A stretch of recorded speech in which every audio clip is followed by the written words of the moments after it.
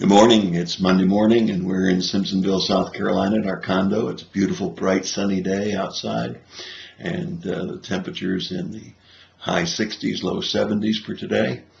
And we've had a wonderful day of worship yesterday. We had a chance to hear Squire Parsons in person at the church we've been attending here, Temple Baptist Church.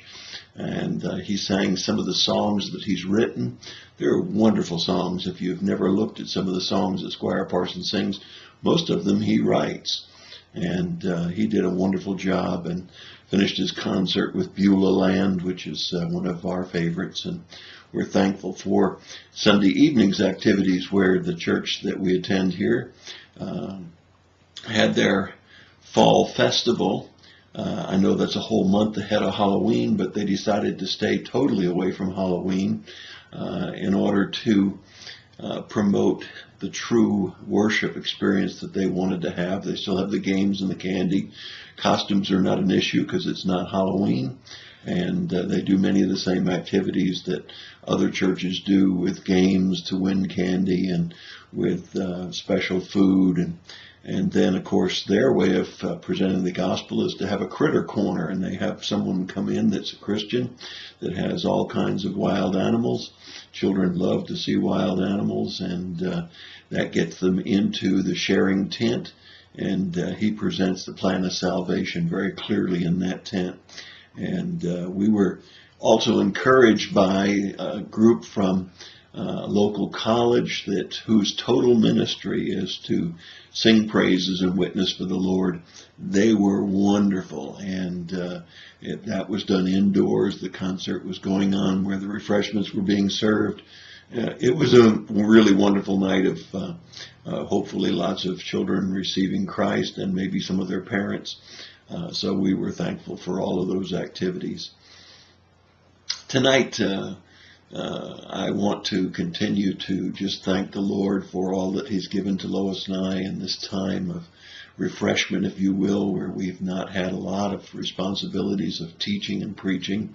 But also we look forward to the rest of the chapter of this new portion of our life when we will be a little bit more active and be doing some preaching and teaching.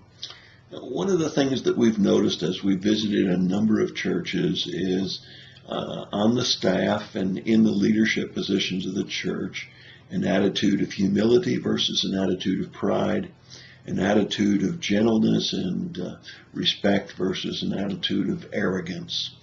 And it took me back to the song of Hannah as she gave thanks for the birth of her child. And I think it's important for us to remember the story. She was childless. She had another woman in the family who was married to her husband, who was antagonistic, arrogant, if you will. And then we had the story of Hannah praying for a child and Eli judging and not understanding that she was praying.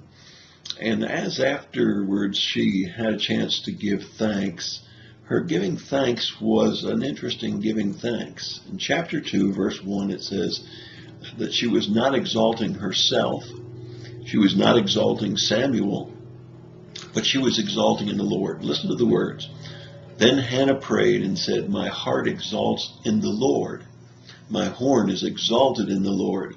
My mouth speaks boldly against my enemies because I rejoice in your salvation." Now, if we were to take that first verse out of context, we might think that she would be arrogant towards her enemies, particularly towards the other wife. But listen to what she says in verse 2. "There's no one holy like the Lord. Indeed, there is no one beside you, nor is there any rock like our God. Boast no more so very proudly. Do not let arrogance come out of your mouth. For the Lord is God, the God of knowledge, and in Him actions are weighed." I wonder, as we're successful or as we finally get the things that we'd like to have in life, do we become arrogant? Do we become exalting ourselves or accomplishments? She says, "Boast no more proudly, and do not let arrogance come out of your mouth." There's a prideful nature in all of us, and we've got to be so careful that we acknowledge that any accomplishments we make are of the Lord. And we need to be sure that we have the attitude that was in Jesus, not one of arrogance or pride, but one of humble, giving and loving kind of relationship to others. She didn't boast in herself. She didn't boast in Samuel. She boasted in the Lord. And she said, I'm not going to let arrogance come out of my mouth. I hope you'll remember that today as you walk through this world, and as you have a chance perhaps to show some pride or do some boasting, that you remember that any accomplishment we've had has come from the Lord. And it's not good for us to boast or to be arrogant. God bless you and have a wonderful day.